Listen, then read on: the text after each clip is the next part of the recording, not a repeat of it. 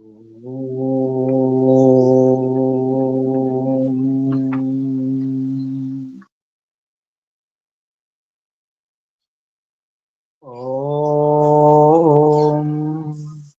భూర్భువస్వః తత్సవితుర్వరేణ్యం భర్గో దేవస్య ధీమహి ధియో యో నః ప్రచోదయాత్. ఓం శాంతి శాంతి శాంతి. ఓం పరమపిత పరమాత్మ. ఓం ఓముకు వందనాలు.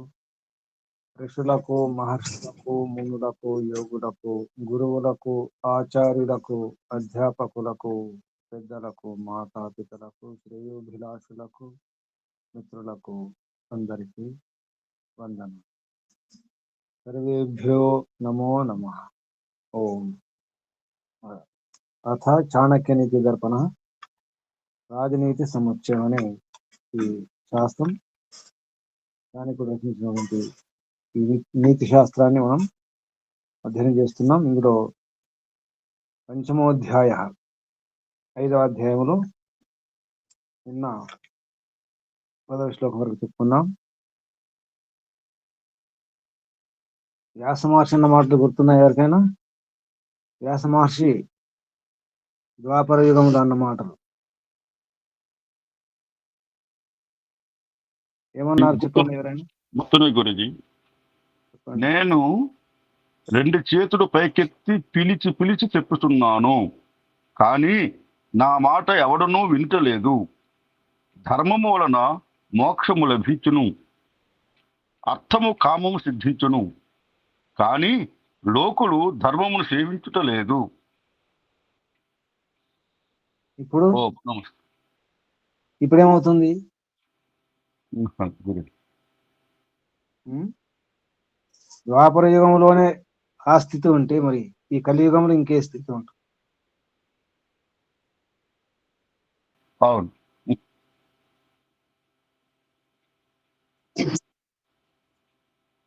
ఏమైనా అర్థమవుతుందా మనకైనా? సరే, ఎవరో కాదు,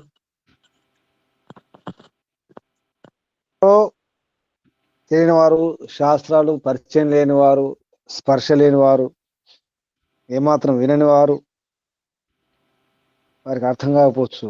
ఎందుకంటే ధర్మం అంటే ఏమిటో మనకేమైనా అర్థం అవుతుందా? చెప్పండి ఎవరైనా.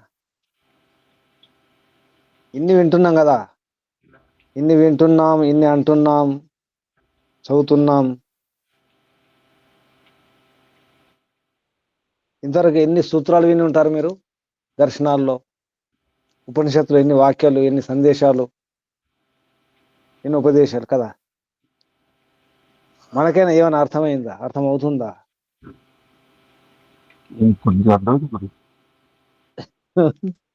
ఇక్కడ ఏమన్నారు? కిమర్థం నా సేవ్యతే, ఎందుకు సేవించటం లేదు, ఎందుకు ఆచరించటం లేదు, ఎవరు నా మాట వినడం లేదు. నచ్చ కశ్చిత్ శృణోతి మే, మే అంటే నా మాటలు, నా యొక్క మాటలు, కశ్చిత్ ఎవరు కూడా నా శృణోతి, ఎవరు వింటలేరు, వినడం లేదు ఎవరు. ఎంతవరకు ఆచరిస్తున్నాం అనేది ప్రశ్న. ఇలా అనుకోకూడదు. ద్వాపరయుగంలోనే ఆ స్థితి ఉంది కాబట్టి కలియుగంలో పాటించేవారు ఎవరు ఉండరు. ఇది అసాధ్యము, అసంభవం. ఈ మాటలు, ఈ నీతులు చెప్పడానికి ఉంటాయి, చేయడానికి, ఆచరించడానికి ఆచరణ యోగ్యాలు కావు అని సందేహం వ్యక్తం చేయకూడదు. సందేహం ఉంటుంది. ద్వాపరయుగంలోనే వ్యాస మహర్షి ఎలా అన్నాడంటే, మహర్షి అన్న మాటలు ఎవరు అన్న మాటలు కాదు, సామాన్య ఒక పండితులు, విద్వాంసులు ఎవరు అన్న మాటలు కాదు. ఏ వేమనయో, ఏ సుమతి శతకకారుడో, రకరకాల శతకాలు ఎన్నో ఉన్నాయి, వాళ్ళు వీళ్ళన్న మాటలు కాదు. ఒక మహర్షి, వ్యాస మహర్షి, వేద వ్యాసుల వారు అన్న మాటలు. అంటే దాని అర్థం ఏంటి చెప్పండి?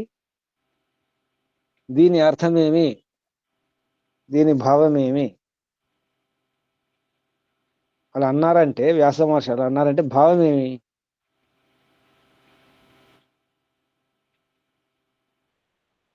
అంటే ఎవరో ధర్మాన్ని ఆచరించటం లేదు, ఎంత చెప్పినా సరే వినటం లేదు ఉమ్, అని ఆయన ఆవేదన చెప్తున్నారు. అదే ఎందుకు అంటే ధర్మం అంటే అంత విలువైన అర్థం ఇక్కడ. అవును. ధర్మం ఎంత సూక్ష్మమో, అది ఎంత సూక్ష్మమో చెప్తున్నాను. దాని అర్థం ఏంటి? మరి పూర్తిగా ధర్మం పాటించకుండా ఎవరున్నారు? ఎవరైనా ఉన్నారా? ఏమాత్రం ధర్మం పాటించకుండా ఉన్నారా ఎవరైనా? అసలు ఏమాత్రం ధర్మం పాటించకుండా మొత్తం అధర్మమే, మొత్తం పూర్తిగా అలాగే కొంత ఉన్నారు గురు. ఉన్నారా ఎవరైనా? ఏమాత్రం ధర్మం పాటించకుండా తమ పిల్లల కొరకు, భార్య కొరకు, కుటుంబం కొరకు, తన కొరకు ధర్మం పాటించట్లేదా? పాటిస్తున్నారు. పాటించకుండా ఉండరు గురూజీ. ఉండరు, పాటిస్తున్నారు. ప్రతి పక్షి, పశువు, క్రిమి, కీటకం, చిన్న చిన్న పురుగులు కూడా పాటిస్తాయి ధర్మాన్ని. ఉమ్. ఎందుకు పాటించట్లేదు? అంటే వ్యాస మహర్షి యొక్క ఉద్దేశం ఏంటి? ఏమాత్రం ధర్మం పాటించట్లేదని కాదు కదా. ఉమ్. ధర్మం పాటించకపోతే ఎలా తెలుస్తుంది మరి? ధర్మం పాటించకపోతే ఏమాత్రం ఏ సుఖం కూడా ఈ భౌతిక సుఖాలు కూడా లభించవు ధర్మం పాటించకపోతే. ఆ ఏ చిన్న సుఖం, ఏ సుఖం కూడా అసలు సురక్షితంగా ఉండలేము ఏమాత్రం పాటించకపోతే. ఇప్పుడు చెప్పండి, మీరు ధర్మాన్ని పాటిస్తున్నారా లేదా? పాటిస్తున్నారు. మరి ధర్మం ఎందుకు పాటించండి? మరి వ్యాస మహర్షి అంటున్నారు కదా ధర్మం పాటించట్లేదని, ఎవరు వినట్లేదని. మీరు ధర్మాన్ని పాటిస్తున్నారా లేదా? పాటిస్తున్నారు. మరి ఏ ధర్మాన్ని పాటించట్లేదు? ఆత్మధర్మాన్ని ఉం? ఆత్మధర్మాన్ని పాటించట్లేదు ఆత్మధర్మం, మనసు ధర్మం, బుద్ధి ధర్మం, ఇంద్రియ ధర్మమా అని ఆయన ఆవేదన ఇక్కడ వెలుగుతున్నారు. అర్థం ఏంటంటే భగవంతుడు చెప్పినట్టు మనం పూర్తిగా పాటించట్లేదు. అంటే పాటించట్లేదు. అది కూడా. పూర్తి ఈశ్వరోపాసన చేసుకుంటూ, ఈశ్వరార్పణ చేసుకుంటూ ఉండట్లేదని. ఇంకా మనలో అహంకారాలు ఉన్నాయి, ఉమ్. కామక్రోధ లోభాదులు ఉన్నాయి, ఇవన్నీ ఉన్నాయని. అంటే భగవంతుణ్ణి మనం సరిగా అర్థం చేసుకోవట్లేదు. ధర్మం సూక్ష్మత ఎంత సూక్ష్మం ఉంటుందో అదంతా అర్థం కావాలంటే వేదాలు అధ్యయనం చేయాలి కదా. వేదములు ఉన్నది ఏమిటి? అధ్యయనం చేసినప్పుడు అర్థమవుతుంది. ధర్మాద్ అర్థ ప్రభవతి, ధర్మాత్ ప్రభవతే సుఖం, ధర్మేణ లభతే సర్వం, ధర్మసారం ఇదం జగత్. ధర్మసారం ఇదం జగత్, ఈ జగత్తంతా ధర్మసారమే కదా. జగత్తు ధర్మం లేకుండా ఏది ఉంది? అవును. ధర్మాలు పాటిస్తున్నాం కానీ మనం సూక్ష్మ ధర్మాలు పాటించట్లేదు. భగవంతుడు చెప్పినట్టు సరిగా అర్థం చేసుకోవట్లేదు. ఇక్కడ విషయం ఏంటంటే ధర్మాన్ని సరిగా అర్థం చేసుకోవడం లేదు. అధర్మాన్ని ధర్మం అనుకుంటున్నాము. ఉమ్. భ్రమలో ఉన్నామని. భ్రమలు పోవాలంటే ఏం చేయాలి? ఏం చేయాలి? ధర్మను పాటించు. వేదాధ్యయనం చేయాలి. ఏదైనా ధర్మం. వేదాధ్యయనం ముఖ్యం అనమాట. వేదాధ్యయనం చేస్తే అసలు ధర్మం అంతా అక్కడే ఉంది కదా. ఉమ్. వేదంలో ఏముంది అదే ధర్మం. అదే. వేదానికి విరుద్ధం అయితే అధర్మం అవుతుంది కదా. అంటే మనం వేదానుకూలంగా జీవించట్లేదు, ఆచరించట్లేదు అని అర్థం ఇక్కడ. ఏమాత్రం ధర్మం పాటించకుండా, ఆచరించకుండా ఎవరు లేరు. చివరికి దొంగ కూడా ధర్మం పాటిస్తుంది ఎంతో కొంత, హంతకుడు కూడా, ద్రోహి కూడా కదా. అలా అని చెప్పేసి నిరాశ అవసరం లేదు. మనం ధర్మం పాటిస్తున్నాం కానీ సూక్ష్మంగా ఆలోచించట్లేదు, సరిగా అర్థం చేసుకోవట్లేదు. ఇప్పుడు ఏం చేద్దాం? మనం ఏం చేద్దాం? ఏమి చేయవలెను? ఒకటి వేదానుకూలంగా జీవించటం, రెండు భగవంతుడు చెప్పినట్లు చేయడం. చేయాలి. యోగాంగాలు సరిగా అర్థం చేసుకోవాలి. ముఖ్యంగా మన జీవన విధానం అంతా యోగంగా, పతంజలి మహర్షి చెప్పినటువంటి అష్టాంగ యోగ సాధన అవసరం ఉంది. అసలు యమములు అర్థం చేసుకున్నామా, ఆచరిస్తున్నామా?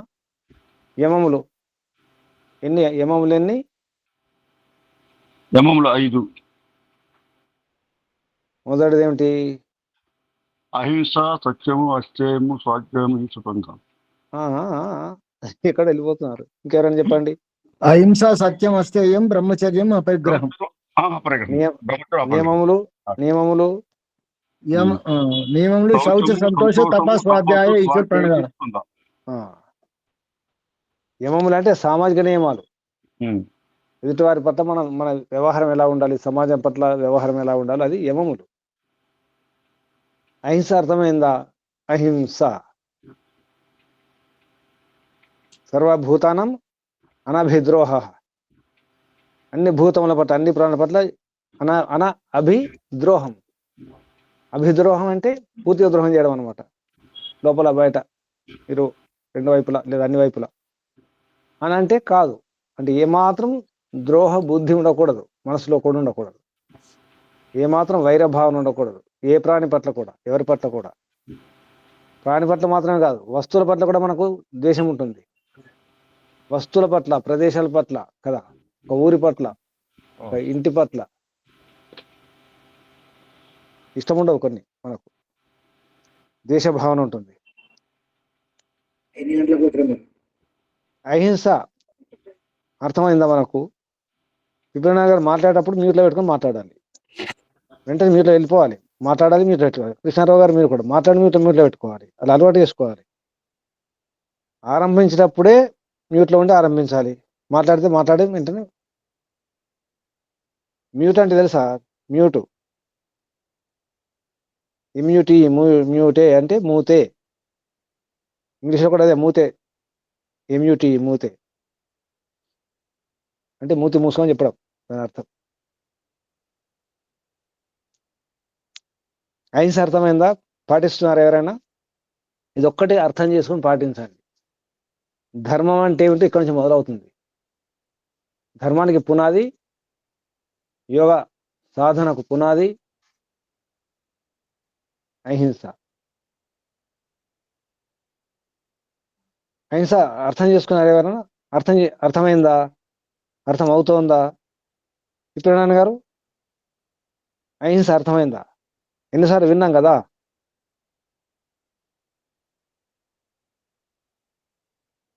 విప్రనారాయణ గారు మాట్లాడండి ఇప్పుడు.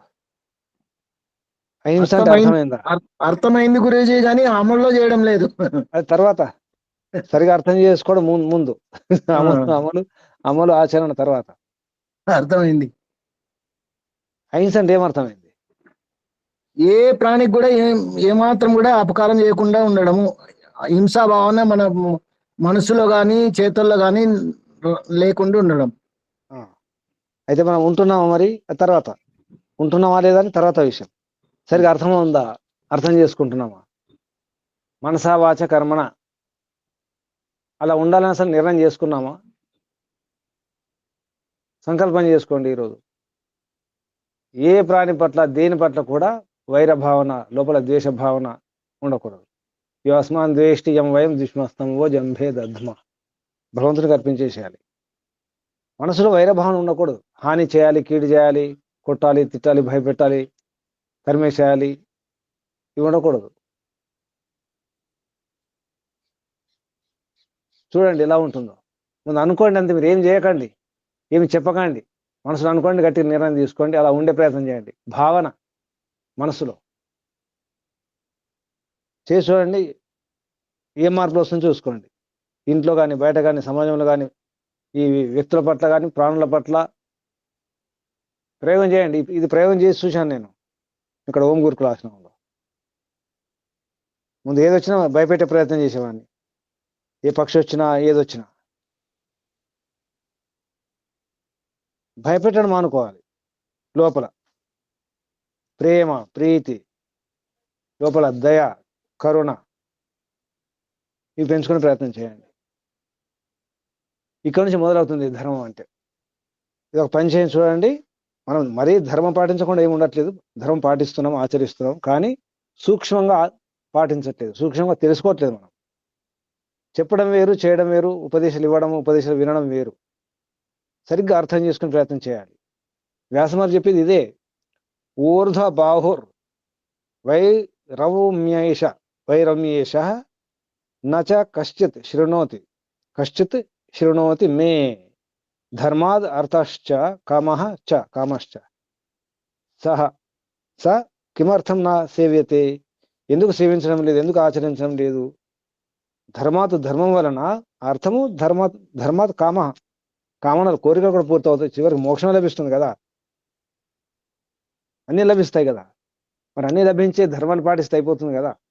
ధర్మాత్ అర్థ ప్రభవతి, ధర్మాత్ ప్రభవతే సుఖం, ధర్మేణ ధర్మేణ లభతే సర్వం, ధర్మ సారం ఇదం జగత్, సుఖస్య మూలం ధర్మ, ధర్మస్య మూలం అర్థం అని చెప్పేసి చాణక్యుడు చెప్పిన మాట ఉన్నాయి. ఇలా ధర్మం గురించి చాలా చెప్పారు. ఇది కనుక అర్థం చేసుకుంటే మన ఈ అధ్యయనానికి అర్థం ఉంటుంది, లేకపోతే వ్యర్థమే. ఎంత అధ్యయనం చేసినా, ఎన్ని చెప్పినా, ఎన్ని ప్రవచనాలు విన్నా అన్నా లాభం లేదు. నా అయమాత్మ ప్రవచనేన లభ్య, నా మేధయ నా బహునా శృతేనా. శ్లోకం గుర్తుకొచ్చిందా? అయమాత్మ అంటే ఈ ఆత్మ పరమాత్మ, నేను మేధావిని, అన్ని కంఠస్థం చేసుకున్నాను, అన్ని విన్నాను అంటే లాభం లేదు, ఎన్ని విన్నా లాభం లేదు. ఏమేవ ఏ శరణితే, ఎవరినైతే భగవంతుడు వరిస్తాడు లేదా భగవంతుని ఎవరైతే ఒప్పిస్తారో మెప్పిస్తారో అటువంటి వారికి భగవంతుని యొక్క దర్శనం అవుతుంది, సాక్షాత్కారం అవుతుంది. ఎన్ని విన్నా లాభం లేదు, ఎన్ని కంఠస్థం చేసిన లాభం లేదు, ఎంత మేధాసున్న లాభం లేదు, ఏం లాభం లేదు. మరి చెప్పడానికే స్థానురయ భారహార, స్థానం ఉంటుంది, చెట్టం యొక్క చెట్టు కాండం ఉంటుంది కదా, ఆ కాండం ఏం చేస్తుంది? కొమ్మలను మోస్తుంది. మనం కూడా మోయడం తప్ప ఇంకేం చేయట్లేదు. మనం ఈ విషయాన్ని మోస్తున్నాం, తలబరువు తప్ప ఇంకేం లేదు. అది అన్ని వింటాం కదా, విని గుర్తుంచుకుంటాం కదా, చెబుతుంటాం కదా. అంటే ఒక మూట తలపైన మోసుకొని వెళ్ళి దించుకున్నట్టే ఉంటుంది. మరొక దగ్గర ఆయుర్వేదంలో ఎక్కడ ఉంటుంది, ఖర భారహాన్ అని, గంధం చెక్కలు గాడిద మోసినట్టు. గంధం చెక్కలే కానీ తెలియదు పాపం, అలా ఉంటుంది. మనం మోసేది అన్ని ఇటువంటి గంధం చెక్కలు, మంచి మంచి రత్నాలు వజ్రాలు ఉంటాయి, ఈ మాటలు, ఈ మంత్రాలు, శ్లోకాలు, సూత్రాలు. కానీ ఏమి లాభం లేదు. మళ్ళీ సమయం వస్తే మళ్ళీ ఏడుస్తున్నాం, మళ్ళీ భయపడిపోతున్నాం, బెదిరిపోతున్నాం. సామాన్యుల కంటే హీనంగా అయిపోతాం మనం సమయం వచ్చినప్పుడు. ఇన్ని విని, ఇన్ని మాటలు చెప్పి, ఎన్నో నీతి చెప్తుంటాం బయట ప్రవచనాల్లో, అక్కడక్కడ కార్యక్రమాల్లో. మళ్ళీ అటువంటి విషయాలు వచ్చినప్పుడు, చిన్న చిన్న విషయాలు మళ్ళీ తట్టుకోలేం. కారణం ఏంటి? ఈశ్వర సమర్పణ లేకపోవడము, నేనంటే ఏమిటో తెలియకపోవడం. ప్రయత్నం చేయండి. నిన్న మాట ఇచ్చారు, కంఠస్థం చేశారా? ఒక శ్లోకమైనా, ఒక మంత్రమైనా ఉదయం పూట ఎంతమంది చేశారు? ఒక శ్లోకమైనా, ఒక మంత్రమైనా అసలు గుర్తుందా? మర్చిపోయారు? గుర్తుంది సార్. ఎవరైనా చేశారా మంత్రమైనా? ఏం చేశారు? ఒక మంత్రం చేసిన స్వామి. రాత్రి పడుకుంటే చేసుకున్నారా? పొద్దున్న రాత్రి పడుకునేటప్పుడు ఒకసారి చదివాను, మళ్ళీ మార్నింగ్ నిద్రలేసి ఎవరితో మాట్లాడక ముందే ఒకసారి దాన్ని మళ్ళీ చేశాను.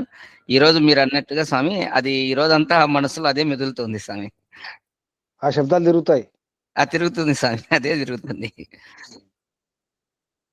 ప్రయోగం చేయండి అందరూ. మిగతా వారు ఇంకెవరు చేశారు? ఒక శ్లోకమైన, ఒక మంత్రమైన మిగతా వారు చేయలేదా? ఒక శ్లోకం చేశాను గురుజీ. ఇంకా ఎవరైనా? నిన్న మాట ఇచ్చిన వారు గురూజీ నిన్న మాట ఇచ్చిన వారు చెప్పండి, ఇప్పుడైనా చేస్తా. మాట అయిపోయిందమ్మా.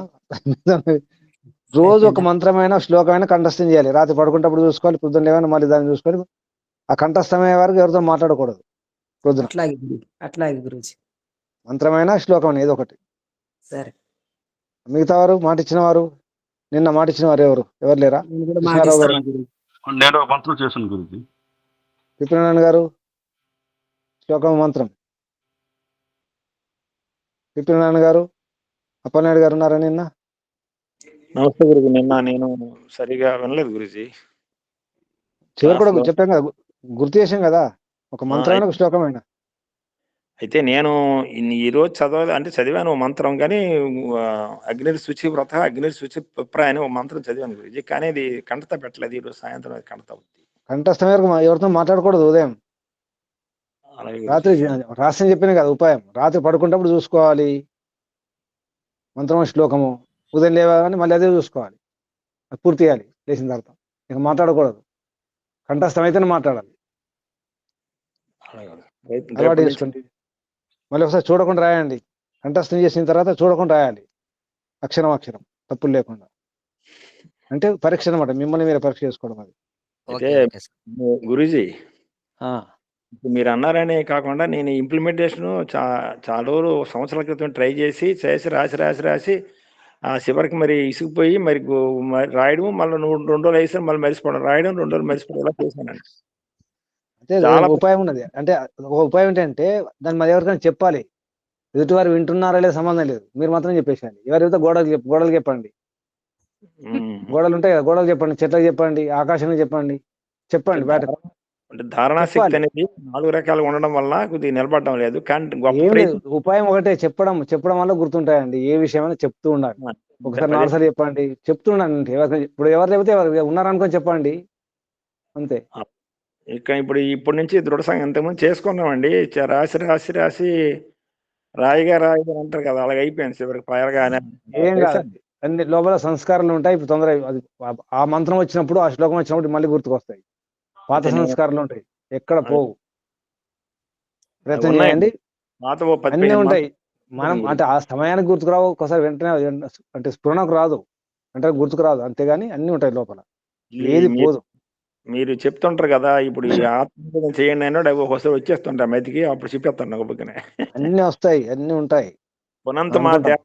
మా దేవజన పునంత మనసాదీహ పునంత అని జాతవేద పునీమహ అని ఒక మంత్రం ఎంత కన్నడ పెట్టింది కదా, అది ఇప్పుడు గుర్తొచ్చింది. అన్ని వస్తాయి. మీరు అంటే ఇప్పుడు మనం ఆరోగ్యం సరే లేనప్పుడు గుర్తుకు రాకపోవచ్చు, కానీ మళ్ళీ ఉల్లాసం ఉన్నప్పుడు, ఉత్సాహం ఉన్నప్పుడు, ఆరోగ్యం బాగుంటే అన్ని గుర్తుకొస్తాయి. అదేం లేదు. సంతోషంగా ఉండండి, అన్ని గుర్తుకొస్తాయి. అలాగే లోపల గుర్తు. ఎక్కువ ఆలోచిస్తుంటే గుర్తుకురావు. అదే లేదు వాస్తవం. లోపల రకరకాల ఆలోచనలు ఉంటే గుర్తుకురావు, కానీ ప్రశాంతంగా ఉంటే అన్ని గుర్తుకొస్తాయి. అక్కడ ఉపాయం ప్రయత్నం ఇదే, ప్రశాంతంగా ఉండే ప్రయత్నం చేయండి, అన్ని గుర్తుకొస్తాయి. అలాగే. ఏది మర్చిపో. Okay sir. ధన్యవాదాలు, నమస్తే. ఉపాయం అర్థమైందా? రాత్రి పడుకునేటప్పుడు చూసుకోవాలి, అప్పుడు కంఠస్థం కాకపోవచ్చు, కానీ లోపల రాత్రి తిరుగుతూ ఉంటుంది లోపల. ఉదయం లేవగానే మళ్ళీ అదే చూసుకోవాలి. ఆ కంఠస్థం అయ్యే వరకు మాట్లాడకూడదు. ఇక దినమంతా అదే తిరుగుతుంది. మిమ్మల్ని మీరు పరీక్ష చేసుకోండి, రాసుకోండి, చూడకుండా. ఎవరికైనా చెప్పండి, వారు వినకుండా మీకు సంబంధం లేదు, చెప్పాలి. పిల్లలకు చెప్పండి, ఇంకెవరు ఉంటారు చెప్పండి, ఎవరు చెప్తే గోడలు ఉంటాయి గోడలు చెప్పండి. గురూజీ ఇప్పుడు ఏమవుతుందంటే గురూజీ, నా తాలూకు విషయం యువతల సంస్కారాలు, యువతల గృహస్థము, యువత ఉదయం క్లాసు, యువత మధ్యాహ్నం క్లాసు, సాయంత్రం క్లాసు, ఏటి ఖాళీ ఉండడం లేదు, ఎంతగాని లోడింగ్ వేస్తున్నాం కదా, అదే లోడింగ్ నిలబడడం లేదు, మొత్తం ఒలిగిపోతుంది, అది పూర్తిగా అతి అయిపోతుంది. ఎంతగాని ఈ అదే ప్రతి క్షణం కూడా అదే దృష్టిలో ఉంటాను కానండి గురుగారు, మరి ఏంటగానే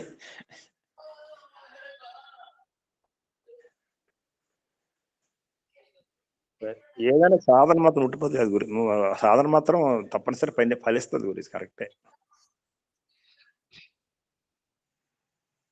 స్వామి మీట్లో ఉన్నారు స్వామి. తగ్గించుకోండి, తగ్గించుకునే ప్రయత్నం. ఇప్పుడు మిమ్మల్ని ఎవరు జైల్లో పెట్టలేదు కదా, జైల్లో బలవంతంగా వినాల్సిందే మిమ్మల్ని కట్టేసి చెబుతున్నారేంటి? అంటే చెప్తుంటే వినాలని జిజ్ఞాస కలిగి వింటాను గురించి, ఇష్టంతో వింటాను. ఇంకేమనకండి. ఇక ఇప్పుడు బలవంతంగా చెబితే, నాకు మొత్తం ఇటువంటి డ్యూటీలు ఉన్నాయండి, వినాల్సిందే నేను, ఏమైనా భయపెడుతున్నారు? అదేట్లేదు, ఎవరైనా భయపెట్టి చెప్తున్నారా మీకు? బయట డ్యూటీలు వినడం ఎక్కువ అవుతుంటాం. తగ్గించుకోండి. ఏదైతే వ్యర్థం అనిపిస్తుందో దాన్ని తగ్గించుకోవాలి. ఇది పనికి రాదు ఈ పని అంటే తగ్గించుకోవాలి. లేదు మరి దీనికి కొంత సమయం అన్ని మనమే చుట్టేసుకుంటాం, మనం తిట్టేసుకుంటాం, చుట్టేసుకుంటాం. చెప్పుకోండి, అనండి, అన్ని నేనే అనండి. అన్ని నేనే. అప్పలనాయుడు గారు అందరం అనుకోండి, ఎవరు వారు అనుకోండి, అన్ని నేనే అనండి. అన్ని నేనే, అన్ని నేనే చుట్టేసుకున్నాను, చుట్టేసుకున్నాను, తిట్టేసుకుంటున్నాను. ఒకసారి మందిని తిడతాం, వేరే వాళ్ళని. మనం చుట్టేసుకుంటాం, తిట్టిందికి ఎవరిని తిట్టేస్తాం, మీ వల్లనే, వారి వలన, వీరి వలన. అంతా మన జీవితం మన చేతులు ఉండాలండి. మీ జీవితం మీ చేతులు ఉండాలి. సరే, ఇక్కడికి వద్దాం. చాణక్య నీతి 5వ అధ్యాయ. ఏ శ్లోకం? 11వ శ్లోకం చూడండి. శ్లోకం గురించి 11వ శ్లోకం. 11వ శ్లోకం చూడండి. మీకు దరిద్రం పోవాలంటే ఏం చేయాలి చెప్తున్నాను. దరిద్రం పోవాలంటే ఏం చేయాలి? దారిద్ర్య నాశనం దానం, శీలం దుర్గతి నాశనం, అజ్ఞాన నాశిని ప్రజ్ఞ, భావన భయనాశిని. చెప్పండి తెలుగు అర్థం. పుస్తకం ఉన్నవారు చెప్పండి. ఓం గురించి చెప్పడం గురించి. చెప్పండి. దానము దారిద్ర్యమును పోగొట్టును. శీలము అనగా ఉత్తమ గుణకర్మ స్వభావములు దుర్గతిని కష్టములను దౌర్భాగ్యమును పోగొట్టును. బుద్ధి అజ్ఞానమును పోగొట్టును. నిష్ఠ ఈశ్వర భక్తి భయమును నశింపజేయును. నిష్ఠ ఈశ్వర భక్తి భయమును నశింపజేయును. వివరణం. ఆగండి. ఇప్పుడు ఏమర్థమవుతుంది? భావన, ఏ భావన? తజ్జప తదర్థ భావన. అక్కడికి వెళ్ళండి. తత్ జప తద్ అర్థ భావన. ఏది అర్థం? తత్ జప, ఏ జపము? తస్య వాచక ప్రణవ. తసేవరు? అతనెవరు? ఈశ్వరుడు. సయేష పూర్వేశమపి గురు కాలేన వచ్చేదాత్.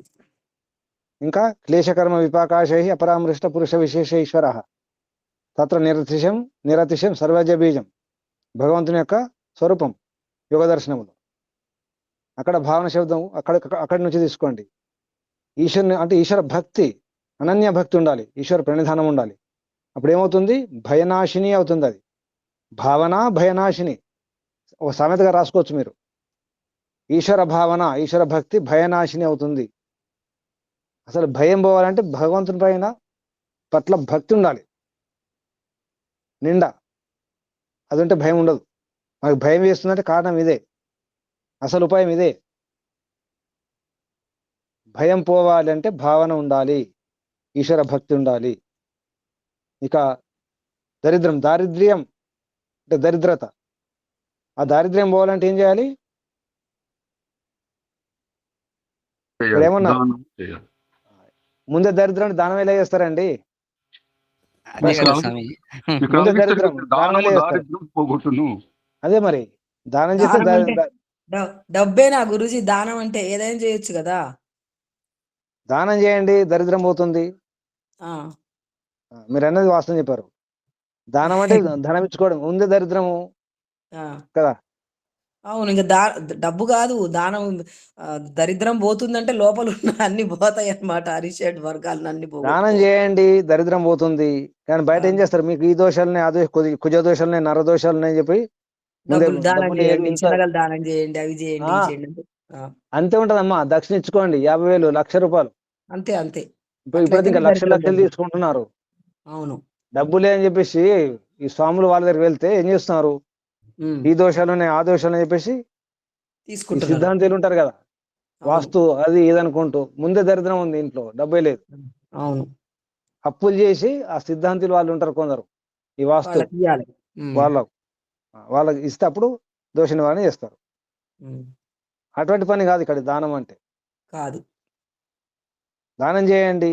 ఇప్పుడు సోమర్థనం ఉందనుకోండి, సోమర్థనం దానం చేయండి. అసూయ ఉంది, దానం చేయండి. ఈర్ష్య ఉంటే దానం లేదా విద్య ఉంది, కళ ఉంది, పనితనం ఉంది, ఆ పని చేయండి, దానం చేయండి. పని కళలు ఉన్నాయి కదా, సంగీతం వచ్చు, ఇంకేదో వచ్చు, లేదా విద్య వచ్చు, ఆ విద్యాదానం చేయండి. శ్రమదానం చేయండి. శ్రమదానం చేయండి. ఏది చెబితే శ్రమ చేయొచ్చు కదా, శరీరంతో పని చేయొచ్చు కదా, సేవ చేయొచ్చు కదా. అంటే ఈ ప్రశ్న వస్తుంది, ముందే దరిద్రం ఉంది, దానం ఎలా చేస్తారని చెప్పేసి. శీలం అంటే మంచి ఉత్తమ గుణకర్మ స్వభావాలు ఉంటే, శీలం ఉంటే. దుర్గతి అంటే కష్టాలు, సమస్యలు ఇటువంటి కూడా దూరం అయిపోతాయి. మంచి మంచి గుణకర్మ స్వభావం అంటే ఎవరైనా దగ్గర తీస్తారు. ఇప్పుడు ఈ అవస్థలు ఉండవు, చెడు పరిస్థితి రాదు. మంచి గుణకర్మ స్వభావం ఉన్నప్పుడు ఎందుకు వస్తాయి? అలాగే అజ్ఞాన నాశిని ప్రజ్ఞ. అజ్ఞానం ఉంది, ఇప్పుడు ఏం చేయాలి? అజ్ఞానం ఉంటే ప్రకృష్ట జ్ఞానం ఉండాలి, అవును ప్రయత్నం చేయాలన్నమాట. జ్ఞానం కోసం ప్రయత్నం చేస్తే అజ్ఞానం అవుతుంది కదా. పోతుంది. చీకట్లున్నాయి, చీకటి ఉంది, ఏం చేయాలి?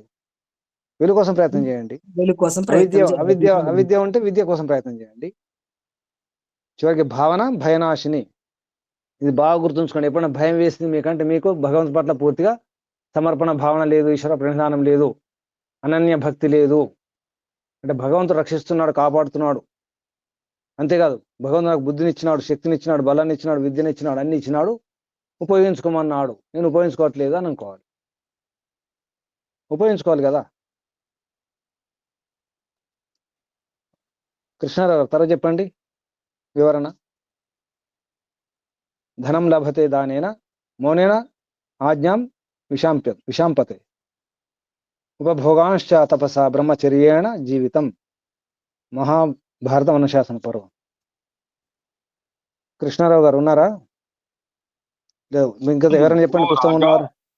ఓ రాజా, దానము చేత ధనము, మౌనము చేత ఇతరుల ఆజ్ఞను పరిపాలించే వారినిగా జయశక్తి, తపస్సు చేత నానా ప్రకారములకు ఉపభోగములు, బ్రహ్మచర్య పాలన వలన దీర్ఘాయువు ప్రాప్తించును, ఈశ్వర భక్తి భయమును నశింపజేయును. పరమాత్మని ఎడిలోనున్న వానికి భయం ఎక్కడిది? వేదం ఏం చెప్తుందో చూడండి. యజుర్వేదం 25వ అధ్యాయము 13వ మంత్రములో ఉంది. యస్య ఛాయామృతం యస్య మృత్యు. పరమాత్మని ఆశ్రయము పొందుట అన భక్తి కలిగి ఉండుటయే, అదే అమృతమునకు అంటే చావులేమికి కారణము. దయానంద మహర్షి ఉపాసనా ఫలం ఇట్లు చెప్పెను. ఉపాసన వలన ఆత్మబలము అధికమగును. ఉపాసకుడు పర్వతంతో సమానమైన దుఃఖము ప్రాప్తించునను గాబర పడక అంతటిని సహింపగలిగి ఉండును. సత్యాల ప్రకాశం 7వ సముల్లాసం. ఓం నమస్తే గురు. సత్యప్రకాశంలో ఈ 7 మాటలు ఉన్నాయి. ఆత్మబలం పెరుగుతుంది, చాలా పెరుగుతుంది ఆత్మబలం ఉపాసకునికి. ఎంత అంటే పర్వతం అంతటి పెద్ద మహా దుఃఖం కలిగినప్పుడు కూడా ఏం భయపడాడు, బెదరడం ఆదరడం ఏమి ఉండదు, సహిస్తాడు, ఓర్చుకుంటాడు, అంత శక్తి వస్తుంది. ఇది నిజమా కాదా? ప్రయోగం చేసినారు ఎవరైనా? బాగా కష్టాలు సమస్యలు వచ్చినప్పుడు, అవమానాలు వచ్చినప్పుడు ప్రయోగం చేశారా? చేసిన గురూజీ, స్టడీ చేసుకున్నప్పుడు సమాధానం దొరికేది. అయ్యో అది ఇంత చిన్న విషయానికి ఇంత బాధపడ్డానా అని మళ్ళీ సమాధానం దొరికేది. అంటే ఈశ్వర భక్తి అలా ఉంటుంది. మరి చాలా ఆత్మబలం పెరుగుతుంది. ఎన్ని కష్టాలు వచ్చినా ఏమనుకుంటామంటే, అంటే ఇప్పుడు కష్టాలు వస్తాయి, ఆగాల్సి వస్తుంది అంతే. ఇక్కడ సహనం అంటే ఆగడం, ఊరికి ఆగి ఉండండి అంతే. మీరు ఏం చేయకుండా పర్వాలేదు. అలా ఇప్పుడు ఒక రోజు కష్టం వచ్చింది అనుకోండి, ఈ రోజు ఆ రోజు గడిపేసింది అంతే. ఏదో ఒక రకంగా ఆ రోజు గడిపేసేయండి, తెల్లారేమవుతుంది. అంతేందుకు ఇంట్లో ఎవరైనా చనిపోయారు అనుకోండి, అనుకుందాం, ఆ రోజు దుఃఖం ఉంటుంది కదా, అంత్యక్రియలు అయిపోయాయి, 4 రోజుల తర్వాత ఉంటాయా అంత అంత ఆ దుఃఖం ఉంటుందా? అంతే దుఃఖం. 6 నెలల తర్వాత, సంవత్సరం తర్వాత, 10 ఏళ్ల తర్వాత ఉంటుందా? ఉండదు కదా. సహనం ఇదే. అందుకే ఈశ్వర భక్తి చాలా అవసరం. ఈశ్వర భక్తి భయాన్ని నాశనం చేస్తుంది, దూరం చేస్తుంది. ఈ మంత్రం, ఈ అంశం చెప్పినారు కదా ఇక్కడ, ఎస్ఏ ఛాయామృతం ఎస్ఏ మృత్యు. ఏ మంత్రం ఇది? ఎప్పుడైనా విన్నారా మంత్రం ఇది? ఎస్ఏ ఛాయామృతం ఎస్ఏ మృత్యు. ఎక్కడ విన్నారు? ఎక్కడ విన్నారు? కస్మై దేవా విషావిధేమా. ఏ మంత్రం ఇది? ప్రార్థన ఉపాసన. ఈశ్వర స్తుతి ప్రార్థనోపాసన మంత్రం. ఆత్మదా బలద ఉపాసతే ప్రశస్తం యస్య దేవాః ఛాయామృత యస్ ఛాయామృత యస్ మృత్యుః కస్మై దేవాయ అవిషా విధేమ. అందులో ఆత్మదా బలద, దాని భారతం ఈరోజు చూసుకోండి ఎంత బాగుంటుందో. ఆత్మదా బలదా, పరమాత్మ పేరు అది. ఆత్మదా బలద. ఏ బలాన్ని ఇస్తున్నాడు పరమాత్మ, ఏ ఆత్మబలాన్ని ఇస్తున్నాడు చూడండి. అందులో అర్థం చూడండి ఒకసారి. యస్య ఛాయామృతం యస్య మృత్యు. భగవంతుని యొక్క ఛాయ, ఆశ్రయం భక్తి. అలాగే భగవంతుని యొక్క భక్తి కాదు, భగవంతుని యొక్క నియమాలు, ఆదేశాలు పాటించడమే అమరం, అమృతం. భగవంతుని యొక్క నియమాలు, ఆదేశాలు పాటించకపోవడమే మృత్యు. మృత్యు అంటే ఇక్కడ దారుణ దుఃఖాలు, కష్టాలు అనమాట. మరణం అంటే కష్టాలు, దుఃఖాలు, మహా దుఃఖాలు అన్ని పోతాయి. కస్మై అంటే అర్థం ఏంటి? కస్మై సుఖ స్వరూపాయ, సుఖ ఎవరు స్వరూపం ఆశ్రయం? కొరకు. కా అంటే సుఖం, కా అంటేనే సుఖం. భగవంతుని పేరే కా కహ. ధనం లభతే దానేన, ధనం దానం ద్వారా లభిస్తుందట. మౌనేన ఆజ్ఞాం విశాంపతే, మౌనం వల్ల ఏమవుతుంది? మౌన పాలన చేస్తే ఇతరులకు ఆజ్ఞ పాలన అంటే చెప్పింది చేయడం అంతే, శక్తి పెరుగుతుందట.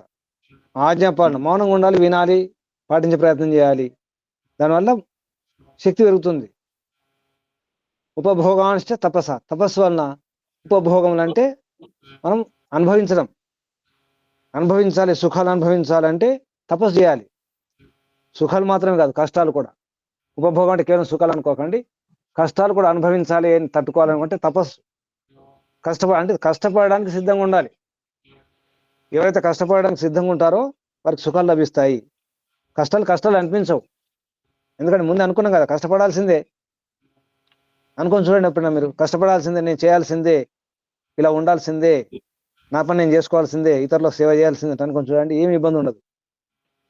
ఏం చేయకుండా ఉండాలి, కాలు మీద కాలు వేసుకొని, వేలు మీద వేలు వేసుకొని, చేయి మీద చేయి వేసుకొని కదలకుండా ఉండాలి, కడుపులో చల్ల కదలకుండా ఉండాలి అంటే మధ్య దాగి కూర్చుంటాం అనుకోండి, అది కదలకుండా ఉండాలన్నట. అంటే ఏమాత్రం కదలిక లేకుండా ఉండాలి, అది సుఖం అనుకుంటారు. అలా కాదు. ఉపభోగాంశ తపస, తపస్సు ద్వారా. అలాగే బ్రహ్మచర్యేణ జీవితం, బిందు పాతేన మరణం, బిందు ధారణైన జీవనం అన్నారు. బిందు అంటే వీర్య బిందు, వీర్యాన్ని కాపాడుకుంటే జీవనం, అది వీర్యం పోతే మరణమే. అందుకే బ్రహ్మచర్యం పాటించాలి. దీర్ఘ జీవనం కావాలంటే ఎక్కువ రోజులు జీవించాలి, ఏ రోగాలు రాకుండా. అసలు ఇమ్యూనిటీ అంటే అదే. ఇమ్యూనిటీ అంటే మరి ఇక్కడ ఇప్పటి భాషలో ఇమ్యూనిటీ అంటున్నాము, రోగ నిరోధక శక్తి అంటున్నాం. రోగ నిరోధక శక్తి అంటే అసలు బ్రహ్మచర్యమే, వీర్యమే. అది బాగా గుర్తుంచుకోండి. వీర్యం బాగుంచుకుంటే వీరత్వం ఉంటుంది, ధైర్యం ఉంటుంది, శక్తి ఉంటుంది, ఉల్లాసం ఉంటుంది, సంతోషం ఉంటుంది, భయపడకుండా ఉంటాం. అది ఓజస్సుగా మార్చుకుంటే అన్నీ ఉంటాయి. ఇక తర్వాత శ్లోకం చూడండి. నాస్తి నా అస్తి, నాస్తి కామ సమో వ్యాధి, వ్యాధిర్నాస్తి మోహ సమో రిపు, నాస్తి కామ సమో వ్యాధిర్నాస్తి మోహ సమో రిపు, నాస్తి కోప సమో వహినిర్, నాస్తి జ్ఞానాత్ పరం సుఖం. ఈ శ్లోకం ఎప్పుడైనా విన్నారా? ఇంతకుముందు ఎప్పుడైనా గుర్తుందా ఎవరికైనా? నాస్తి కామ సమో వ్యాధిర్నాస్తి మోహ సమో రిపు, ఎక్కడ విన్నారు, ఎప్పుడు విన్నారు? విదుర నీతులలో విన్నామా గురూజీ? లేకుంటే సత్యాద ప్రకాశం నీతి శ్లోకాలు చెప్పుకున్నాం, గుర్తుందా? నీతి వైరాగ్య శ్లోకాలు. అవును గురూజీ, ఎక్కడో విన్నట్టు అప్పుడు మీరు చెప్పిందే. చివరికి చెప్పుకున్నాం. నాస్తి కామ సమో వ్యాధిర్, నాస్తి మోహ సమో రిపు, నాస్తి కోప సమో వహినిర్, నాస్తి జ్ఞానాత్ పరం సుఖం, జ్ఞానాన్ని మించిన సుఖం లేదు. తెలుగులో అర్థం చెప్పండి. గురించి కామముతో సమానమైన వ్యాధి మరొకటి లేదు, మోహముతో సమానుడైన శత్రువు మరొకడు లేడు, కోపముతో సమానమైనది మరొక అగ్ని లేదు, ఆత్మజ్ఞానమునకు మించిన సుఖము ఇంకొకటి లేదు. వివతం. కామం, కామం అంటే కోరికలు, కోరికలు, కామ వాసన కూడా అదొక వ్యాధి అన్నారు. కామవాసన వ్యాధి, రోగం అట. దాన్ని మించినటువంటి రోగం లేదు. అసరోగం అదే. భోగే రోగ భయం. భోగాల వలన రోగాలు వస్తాయి. కామవాసన వలన అదే రోగం రావడం కాదు, అదే రోగం అంటున్నారు ఇక్కడ. కామవాసన వలన రోగాలు రావడం కాదు, కామమే రోగం, అదే ఒక పెద్ద రోగం, అదే రోగం. నాస్తి కామ సమో వ్యాధి, దాన్ని మించినటువంటి, దాంతో సమానమైనటువంటి వ్యాధి లేదు. నాస్తి మోహ సమోరిపు, శత్రువు, మోహమే శత్రువు. అనుభవిస్తున్నారా? అనుభవిస్తూ మోహం ఉన్నవారు, అవును, మోహం ఉన్నవారు అనుభవించండి. ఎవరెవరికి మోహాలు ఉన్నాయో అదే మీ శత్రువు, అసలు శత్రువు ఇంకెవడో కాదు. ఎవడో ఎక్కడో లేడు శత్రువు, మీలోనే ఉన్నాడు. ఇది మోహనుడు, మోహనుడు ఉన్నాడు. మోహనుడు మీ శత్రువు ఎవరు? మోహనుడే శత్రువు, మోహమే శత్రువు. కామమే రోగము. మోహాన్ని మించినటువంటి శత్రువు లేడు. నాస్తి కోప సమోవహిని, ఇక అగ్ని మంట, దాని మించినటువంటి కోపాగ్ని అంటారు కదా, క్రోధాగ్ని, దాంతో సమానమైనటువంటి అగ్ని లేదిక. అలాగే ఆత్మజ్ఞానాన్ని మించినటువంటి ఆత్మ పరమాత్మ కూడా, ఆత్మ పరమాత్మ జ్ఞానాత్ పరం సుఖం, దాంతో సుఖమే సుఖం. ఇక దాని మించిన సుఖం ఉంటుందా? పరమాత్మ సుఖం, పరమ సుఖం. ఇవన్నీ దూరం చేసుకోవాలి. ఏమిటి? కామము, మోహము, కోపము. ఎక్కడికి వచ్చినట్టు ఇవి? కామము ఏమొచ్చింది? కామం వచ్చింది, మోహం వచ్చింది, కోపం వచ్చింది. అంటే ఏంటి? ఇంకా మిగతావి కామ, క్రోధ, లోభ, మోహ, ఈర్ష్య, ద్వేషాలన్నీ కూడా దూరం చేసుకోవాలని అర్థం. ఇక్కడ చెప్పిన మూడే కానీ మొత్తం అన్ని కలుపుకోవాలి, ఇంకా 3 అన్ని కలిపేసుకోవాలి. 3 ఉంటాయి, ఇంకా 4 కూడా ఉంటాయి. విషాదం కూడా ఉంటుంది మధ్యలో ఒకటి. కామక్రోధ లోభాలు కాకుండా విషాదాలు కూడా ఉంటాయి కదా.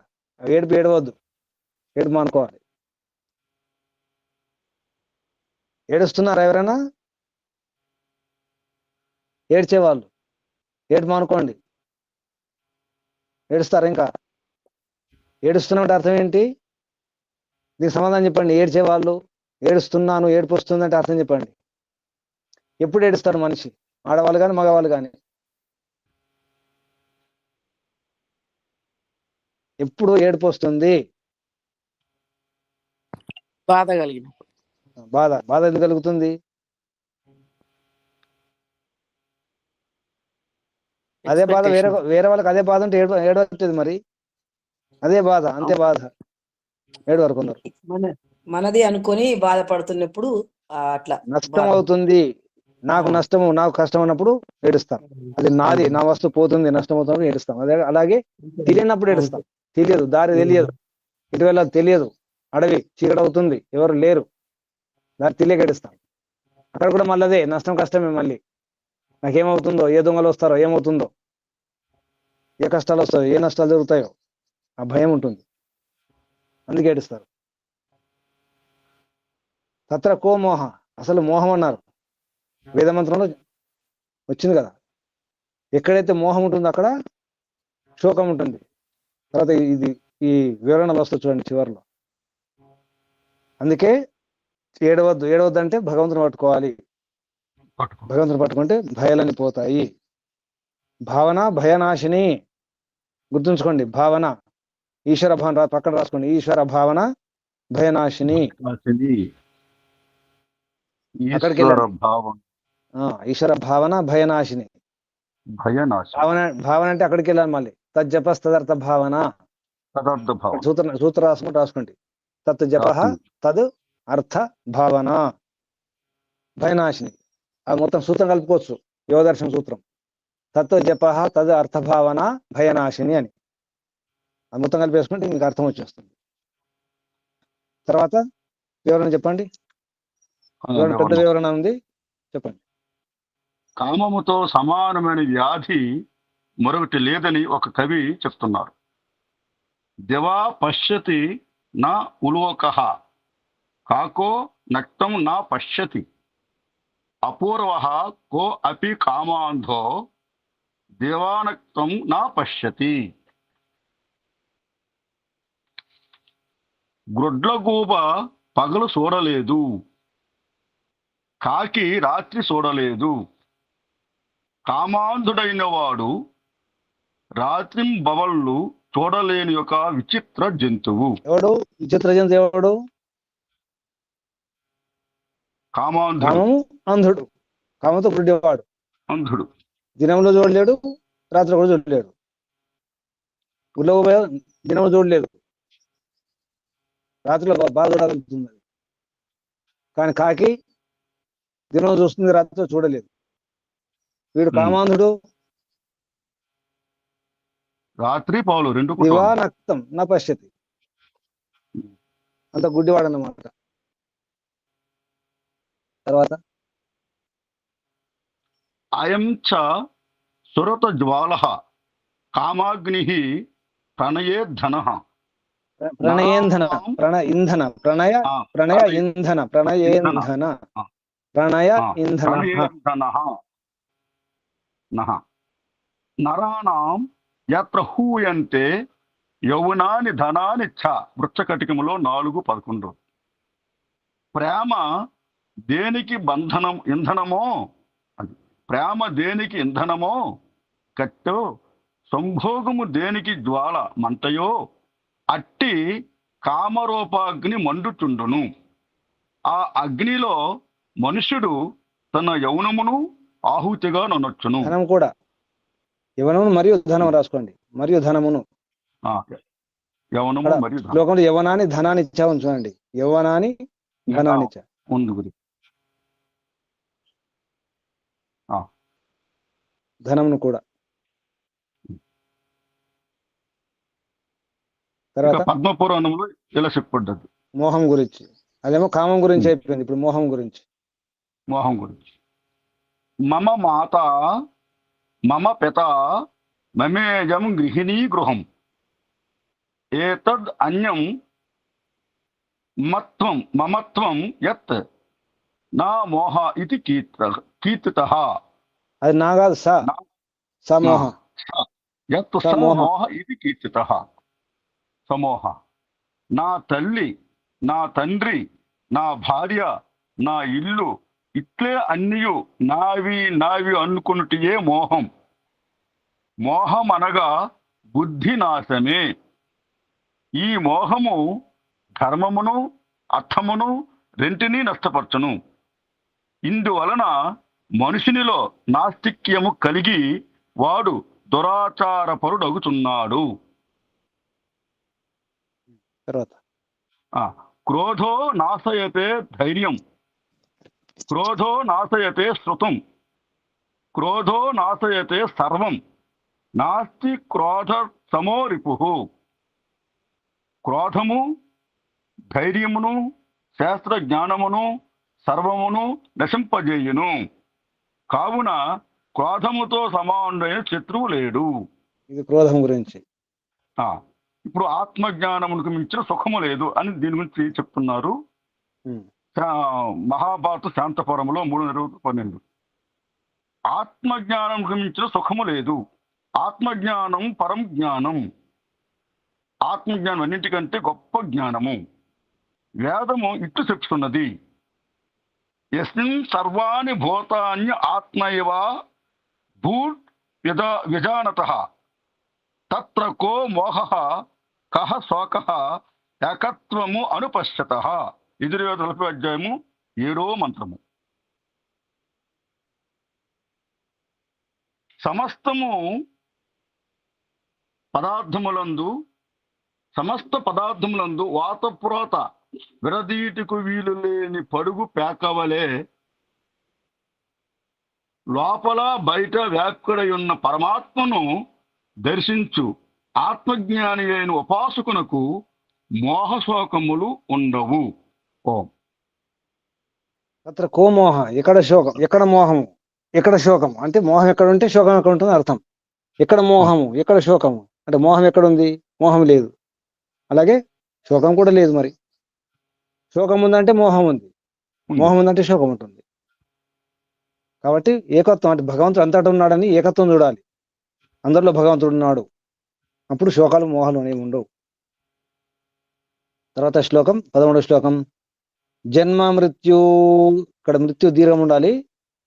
తెలుగులో చూసుకోండి ఒకసారి. మృత్యు, జన్మ మృత్యు హి యాతి ఏకో భునక్తి ఏకః శుభా అశుభం నరకేషు పతతి ఏకో యాతి పరాం గతిం. ఇది ఆధ్యాత్మిక శ్లోకం. ఇది చెప్పండి తెలుగులో. దీర్ఘం ఉంది గురుజీ, ఇక్కడ జన్మ మృత్యు అని ఉంది గురుజీ తెలుగులో. ఉంది. మృత్యు దీర్ఘం ఉండాలి. ఉన్నది గురుజీ. అంటే ద్వివచనం ఇది. జన్మ మృత్యు హి యాతి ఏకో భునక్తి ఏకః శుభా శుభం నరకేషు పతతి ఏకో యాతి పరాం గతిం. తెలుగులో అర్థం. మనుష్యులలో ఒకడు జన్మ మరణములను, మరొకడు పాప పుణ్యములను, ఇంకొకడు కష్ట పరంపరలను అంటే దుఃఖములను, మరి ఒకడు మోక్షమును అనువానికి ఎవరికి వారే అనుభవింతురు. కానీ వారికి ఎవరును తోడుండరు. అది అక్కడ ఒకరిని కాకుండా ఒంటరిగా రాసుకోండి. ఆ, ఒంటరిగా రాసుకుని ఒంటరి- బాగుంది, ఒకటి కాదు, ఒంటరిగా రాసుకోండి. ఒంటరిగా. అన్ని ఆ, ఒంటరి, ఒకటి కాదు, ఒంటరిగానే. ఉం. జనమృతి ఏకో అంటే ఒకడే ఒంటరిగానే పుడతాడు. ఆ, ఈ జన్మమృతి ఏతుందో, జనన మరణం ఏతుందో చక్రం, అందులో ఒంటరిగానే తిరుగుతాడు, అవును, ఒంటరిగానే. ఒంటరిగా పుడతాడు. శుభాశుభాలు కూడా, పాప పుణ్యాలు కూడా ఒంటరిగానే అనుభవిస్తాడు, ఉం. సుఖాలు కానీ కష్టాలు కానీ అలా ఒంటరిగానే. భాగంలో ఒంటరిగానే ఆ, అనిపిస్తాడు. వివరణ: మనుష్యుడు కర్మఫలం అనుభవించి తీరవలెను. వేదం అని చెప్తూ చూద్దాం. అధర్మ వేదంలో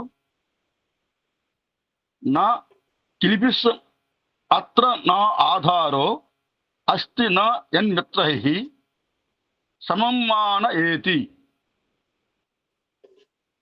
అమానం పాత్రం నిహితం నా ఏతత్ భక్తారం పక్వః పునరావిశాతి. అతను 12:3-48.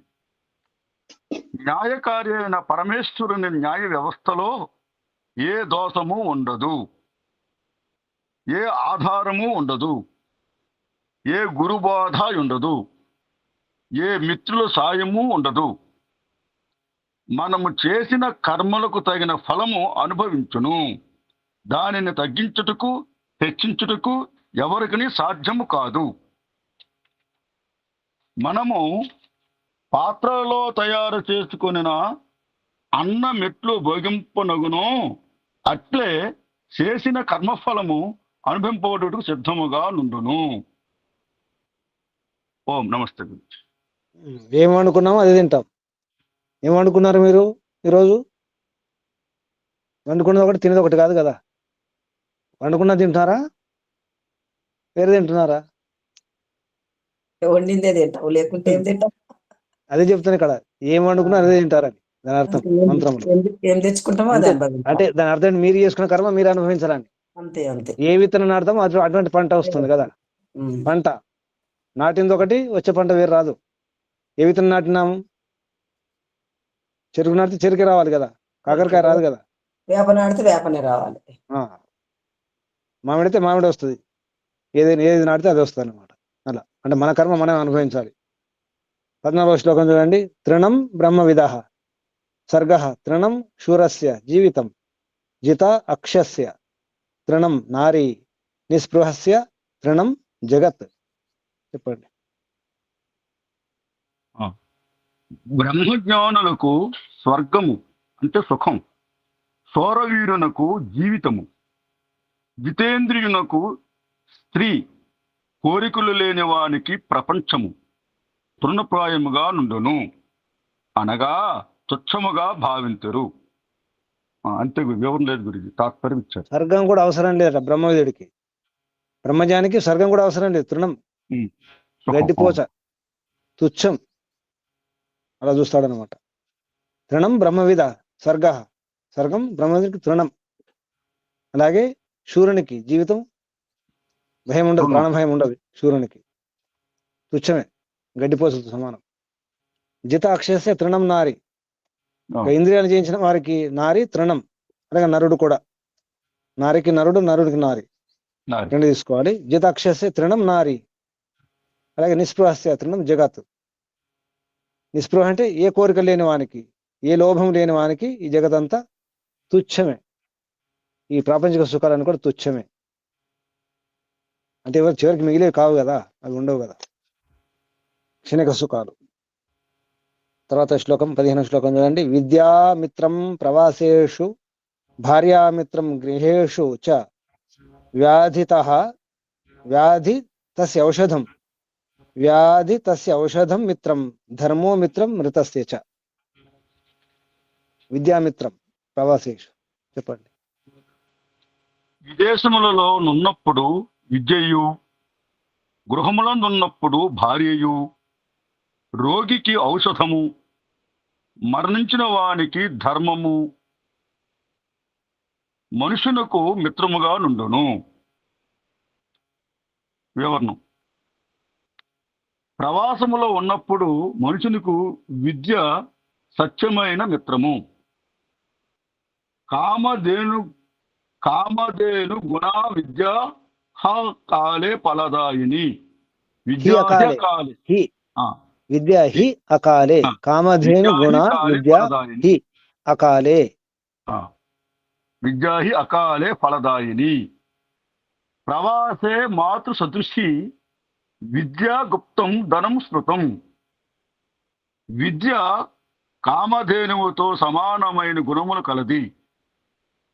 సమయము కాని సమయమునందును ఫలమునిచ్చును. ప్రవాసములో ఉన్నప్పుడు తల్లి వలె మేలు చేయును. విద్య దాచబడిన ధనము వంటిది. ఇంటిలో స్త్రీ మిత్రం. ఆగండి. విద్య గురించి ఎన్నైనా చెప్పుకోవచ్చు. నచోరహార్యం నచభారహార్యం ఆ శ్లోకాలు కూడా చూడండి. విద్య చాలా గొప్పది. అలాగే విద్యా గుప్తం ధనం అని చెప్పేసి కూడా శ్లోకాలు వచ్చిన నీతి శ్లోకాలు కూడా విద్య ప్రచ్ఛన్నం గుప్తం ధనం, దాచుకున్నటువంటి ధనం అది. విద్య బయట కనిపించదు, కానీ ఎప్పుడంటప్పుడు ఫలాలు ఇస్తుంది. మనకు మామిడి పండ్లు రావాలంటే ఎప్పుడంటప్పుడు రావు, అన్ని ఋతువుల్లో లభించవు కదా. కానీ విద్య అనే ఫలము మీకు ఎప్పుడంటప్పుడు ఏ క్షణం అంటే ఆ క్షణంలోనే ఫలాన్ని ఇస్తుంది. అకాలే ఫలదాయిని, ఏ కాలమైన అనమాట. అకాల అంటే ఏ కాలమైన ఫలాన్ని ఇస్తుంది. ఫలదాయిని, ఫలాన్ని ఇచ్చేది విద్య. ప్రవాసం అంటే వేరే దేశాల్లో వేరే మన యాత్రలు ఉన్నప్పుడు కానీ ఎక్కడ ఉన్నప్పుడు మాతృ సదృశి తల్లి వాళ్ళ కాపాడుతుంది విద్య. అది గుప్తం ధనం, దాచుకున్న ధనం, ఎప్పుడంటప్పుడు ఫలాలు ఇచ్చేది. విద్య గురించి కూడా చాలా శ్లోకాలు ఉన్నాయి, ప్రయత్నం చేయండి. తర్వాత భార్య గురించి ఇక్కడ ఏమన్నారు? భార్యామిత్రం గృహేషు, ఇంట్లో భార్య మిత్రురాలు. ఆ విషయం చెప్తున్నారు ఇక్కడ మహాభారతం ఆది పర్వంలో. చెప్పండి. అర్ధం భార్య మనుష్యస్య. అర్ధం భార్య మనుష్యస్య భార్య శ్రేష్టతమ సఖా.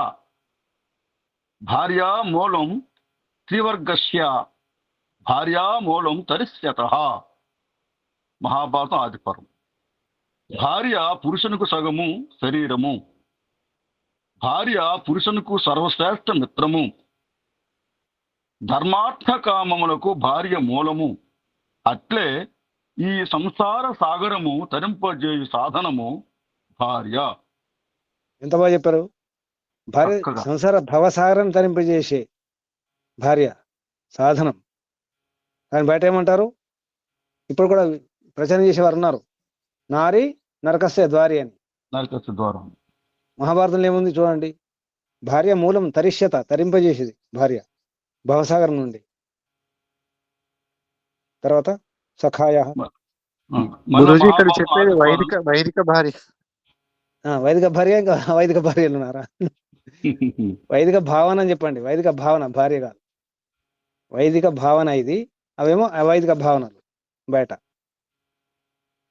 చెప్పండి. సఖాయ ప్రవివిక్తేషు భవంతి ఏతాః ప్రియం వదాః. పితరో ధర్మకార్యేషు భవంత్యా అర్ధస్య మాతరః. భవంతి ఆర్తస్య. ఆర్తం అంటే రోగులు అనమాట, దుఃఖాలు కష్టాలు ఉన్నప్పుడు. ఆర్తస్య ఆర్తులు, ఆర్తులు శరణార్థులు అంటాం కదా. ఆర్తనాదాలు. ఇది ఆర్తనాది. ఆర్త అంటే కష్టాలు అనమాట. ఆర్త అంటే కష్టాల నాదాలు. కష్టం అంటే అరుస్తారు కదా, సాయం చేయండి కాపాడండి అని. అవి ఆర్తనాదాలు. ఆర్తం అంటే కష్టాలు బాధలు అనమాట.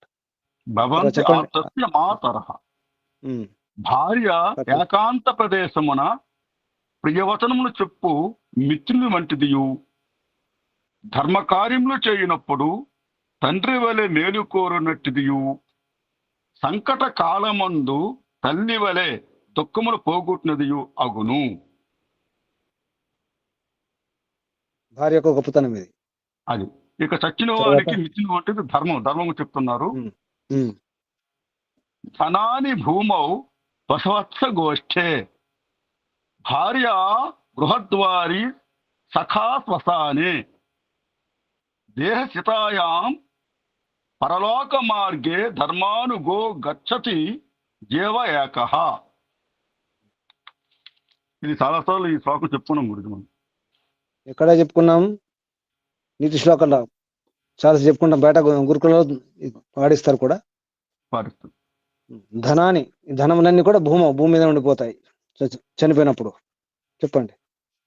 జీవితమంతయు సంపాదించిన ధనము భూమి మీదను, పెంచిన పశువులు గోశాలలోను, భార్య ఇంటి ద్వారమునందును, బంధు బాంధవులు స్నేహితులు శ్మశానం వరకు వెంటనుందురు. మిక్కిలి ప్రీతితో చూచుకున్న తన శరీరము భస్మమగు వరకు ఉండును. పరజన్మకు పోవునప్పుడు జీవుని వెంట నంటి వచ్చినవి శుభాశుభ కర్మలు మాత్రమే, తక్కినవేవియు రావు. ధర్మం మాత్రమే, కర్మ మాత్రమే. ఇక ధర్మ మనుమహర్షి అనుభవచ్చేది. చెప్పండి. నా పుత్ర హి నా సహాయార్థం. అముత్ర, నా అముత్ర, నా ఆ. అముత్ర, అముత్ర నా ఉందా? నా అముత్ర హి, ఇక్కడ నా పుత్ర ఉంది. అముత్ర. విడ తీసుకుంటే నా అముత్ర. నా అముత్ర హి సహాయార్థం పితా మాతా చ తిష్టతః నా పుత్ర దారా నా జ్ఞాతి ధర్మ తిష్టతి కేవలః. మనుమహర్షి 4:2. పరలోకమున తల్లిదండ్రులు, పుత్రులు, భార్య, బంధు బాంధవులు మొదగువారెవరూ సాయపడరు. అక్కడ ధర్మమును మాత్రమే వెంట నుండి సాయపడును. అది మళ్ళీ మరమ చెప్తున్నారు. మృతం, మృతం శరీరం ఉత్సృజ్య, శరీరం ఉత్సృజ్య, ఉత్సృజ్య, శరీరం శరీరం ఉత్సృజ్య. మృతం శరీరం ఉత్సృజ్య కాష్టలోష్ట సమం స్థితౌ విముఖ బాంధవాయాంతి ధర్మస్థమను గచ్చతి. బంధు బాంధవులు నిర్జీవమైన శరీరమును అంటే శవమును కట్టెలు మట్టి గడ్డలతో సమానముగా భూమి మీద విడిచి తమ ఇండ్లకు తిరిగిపోవుదురు. అతడు చేసిన ధర్మం ఒక్కటే అతని వెంట నుండును. ఓం నమస్తే. సమాప్తం. ధర్మ తం అనుగచ్చతి, ధర్మమే తం అతన్ని అనుగచ్చతి, అనుసరించి వెళ్తుంది. ధర్మం ఒకటే, ధర్మం ఏం లేదు. తల్లిదండ్రులు ఉండరు, ఎవరు ఉండరు. అప్పుడు ఆ సమయంలో ఎవరు ఉండరు, ఎవరు రారు. మనం కూడా వెళ్తున్నామా? వెళ్ళట్లేదు కదా. లేదు. మన వాళ్ళు కూడా ఎవరో పోయినప్పుడు మనం వెళ్ళలేదు కదా. అదే మనం వెళ్ళేటప్పుడు కూడా ఎవరు రారు. కళ్ళతో చూసాం, అనుభవించినాం. కానీ మళ్ళీ ఒక ఆశ ఉంటుంది, ఎవరిని వస్తారేమో, చూస్తారేమో. ఈ మాట ఇప్పుడు విన్నారా? కొంత పెద్దవాళ్ళు అంటారు కదా, అమ్మమ్మ నాన్నమ్మలు, నేను చనిపోతే ఏడవడానికి ఎవరైనా వస్తారా రారని అడుగుతారు. చనిపోతే ఏడుస్తారా?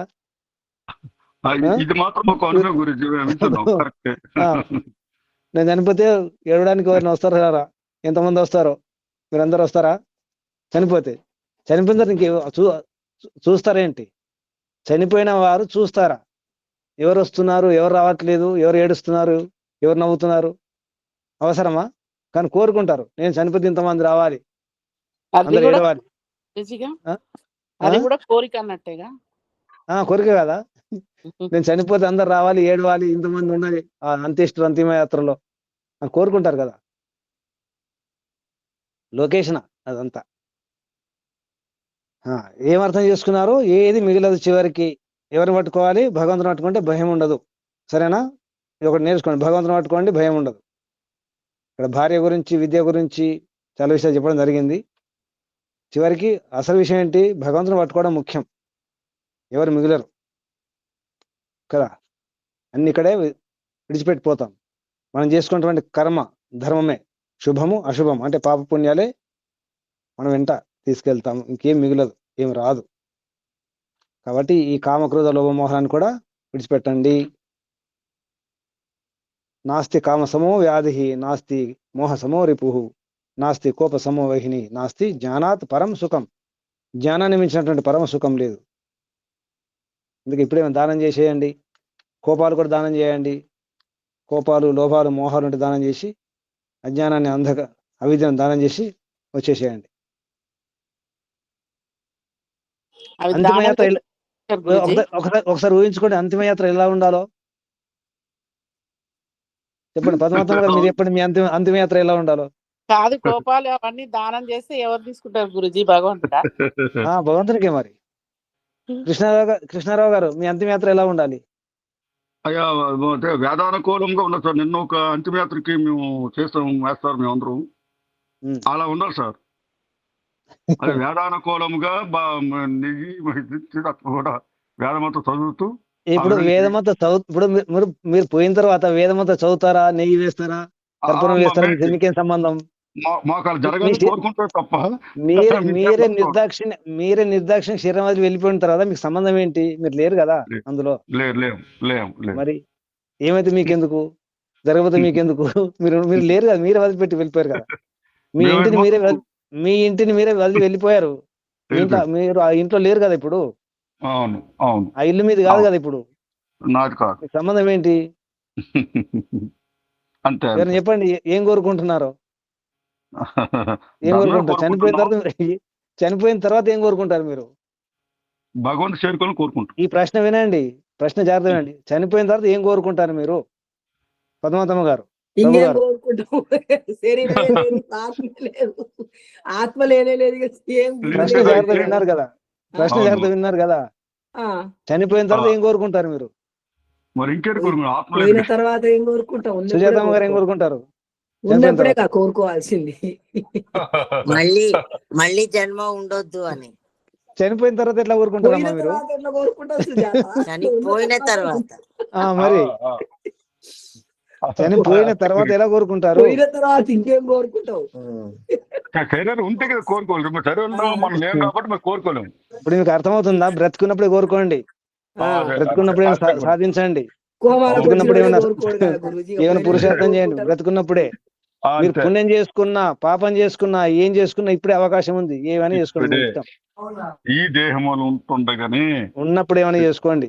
అది కూడా ఆరోగ్యం ఉన్నప్పుడే, అన్ని అనుకూలంగా ఉన్నప్పుడు ఏమైనా పాపము పుణ్యం, పాపం అయితే పాపం కూడా చేసుకోండి, మీ ఇష్టం. కానీ ధర్మము అధర్మము ఏదో ఒకటి చేసుకోండి. మీ ఎంత వచ్చేది ఇదే. మేము శాస్త్రం చూసుకునైతే ఇంకా మేము పాపం జోలికి వెళ్ళం గురించి. ఏదో ఒకటి చేసుకోండి, మీ ఇష్టం, ఏమైనా చేసుకోండి. కానీ ఫలితం ఉంటుంది. కష్టమైతుందంటే పాపాలు చేసుకుంటారు. అవును. ఇప్పుడు పుణ్యం చేయడం చేత కాకపోతే ఎక్కడం చేత కాకపోతే దిగిపోలమ్మా. ఎక్కడం చేత కాదు పడిపోండి. ఎక్కడం చేత కాదు కదా, పడిపోండి అంతే. కింద పడిపోండి, అగాధంలోకి వెళ్ళిపోండి. ఓపికంటే ఎక్కండి, లేకుంటే పడిపోండి. మీ ఇష్టం, అంతా మీ చేతుల్లో ఉంది. హోంవర్క్ మర్చిపోయినరా? ఇక్కడ స్త్రీలకు నాయకత్వం ఇవ్వద్దున్నది. సైనికుల వారు ఏమంటున్నారు? స్త్రీలకు నాయకులు కాలేరు అన్నారు కదా. మరి స్త్రీలు నాయకులు కాలేరట గురూజీ. నాయకులు కాలేరు, నాయకులను తయారు చేస్తారు స్త్రీలు అంటారు. నాయకులు స్త్రీకి నాయకత్వం ఇవ్వకూడదు, అలాగే బాల నాయకులు పిల్లలకు నాయకత్వం ఇవ్వకూడదు అన్నారు. అంటే చాణక్యుడికి నమ్మకం లేదన్నమాట స్త్రీల మీద, అంతేనా?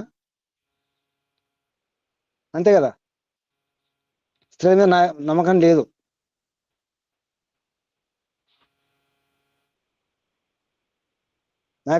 నాయకులు అవుతున్నారా లేదా స్త్రీలు? ఎందుకన్నారు అలా?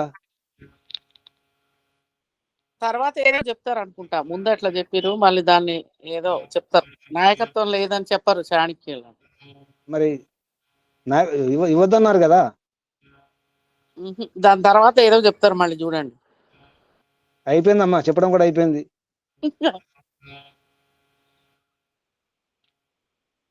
స్త్రీలకు నాయకత్వం ఇవ్వకూడదు.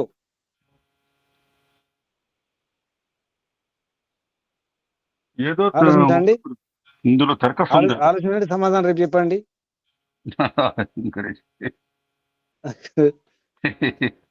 పాత హోంవర్క్ ఉన్నాయి, మర్చిపోతున్నారు. అదే స్త్రీలకు పిల్లలు పుట్టడము, వాళ్ళని పెంచడము, ఈ తర్వాత ఇవన్నీ వ్యవహారం అంతా దండిగా ఉంటది కదా స్వామి. కాబట్టి వాళ్ళు నాయకులుగా ఉండలేరు స్వామి. మరి ఇప్పుడు నాయకులు లేరు. ఇప్పుడు ఎందరో మినిస్టర్లు ఉన్నారు, సైన్యం కూడా పనిచేస్తున్నారు. మగవాళ్ళ కంటే ఆడవాళ్ళు బాగా పనిచేస్తున్నారు ఇప్పుడు. మరి ఇంకా ప్రధానమంత్రి కాలమో 5 ఏళ్ళు. ప్రధానమంత్రి పనిచేశారు. ఆ, ఇందిరాగాంధీ ఎందరో ఉన్నారు కదా ప్రధానమంత్రులు, రాష్ట్రపతి అన్నట్టు. రాష్ట్రపతి కూడా అయినారు కదా. ఇప్పుడు ఇప్పుడు ద్రౌపది ముర్ము రాష్ట్రపతి గారు మహిళ. రాష్ట్రపతి, ప్రతిభా పాటిల్ రాష్ట్రపతి చేశారు.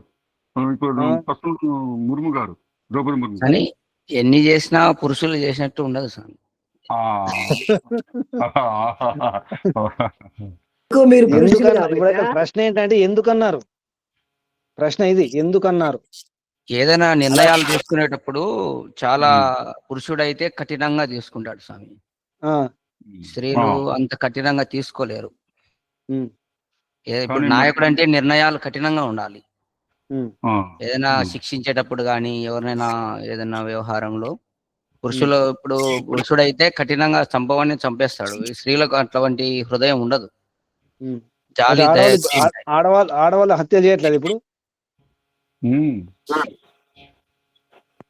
ఆపరేషన్ ఆడవాళ్ళు హత్య సింధూర్ లో చేయట్లేదా? ఇద్దరు ఆడవాళ్ళు మొత్తం పాకిస్తాన్ దులిపారు గురుజీ. ఇద్దరు ఆడవాళ్ళే కదా వెళ్ళింది 2 గంటల్లో. ఉమ్, ఉమ్.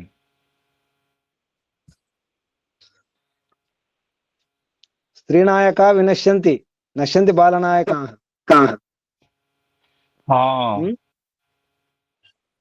అనాయక వినశ్యంతి, నశ్యంతి బహునాయక. ఎక్కువ మంది నాయకులు ఉంటే కూడా నష్టమే, అసలు నాయకుడు లేకపోతే కూడా నష్టమే. అలాగే స్త్రీనాయక వినశ్యంతి, నశ్యంతి బాలనాయక. ఆలోచించండి, కొంత సమాధానం వస్తుంది. ఇంకొంచెం ఇంకా ఆలోచించండి, సరేనా? ఓం. శుభం, ముగించేద్దామా? ఏం నేర్చుకున్నారు చివరికి? సారం ఏంటి? భావన, ఈశ్వర భావం, భయనాశిని. భావన భయనాశిని. చివరికి మిగిలిది ఏంటి? చనిపోయిన తర్వాత ఇంకేం సాధిస్తారు? చనిపోయిన తర్వాత సాధించేవారు ఉన్నారా? ఏమన్నా సత్య సాధించేవారు ఉన్నారా? ఎవరన్నా సత్య సాధించేవారు ఉన్నారా? అంటారు కదా, సచ్చి కూడా సాధిస్తానని చెప్పి, చచ్చిపోయిన తర్వాత కూడా సాధిస్తానని చెప్పేసి అంటారు కదా. సచ్చిన తర్వాత సాధించేది ఏమి ఉండదు. ఉన్నప్పుడే సాధించండి, పుణ్యం చేసుకోండి, ఏదైనా చేసుకోండి ఇప్పుడే. ఏదైనా సంపాదించడానికి కూడా సంపాదించుకోండి బాగా, ఏదైనా. సరేనా? శుభం, ముగించేద్దామా? ఓం శం. పరమపిత పరమాత్మకు, విష్ణుకుమార్ అందరికి కూడా ధన్యవాదాలు, వందనాలు, ప్రణామాలు. అందరికి కూడా ధన్యవాదాలు. పరమాత్మ శుభాశీస్సులు. ఓం శం. సర్వేభ్యో నమో నమః.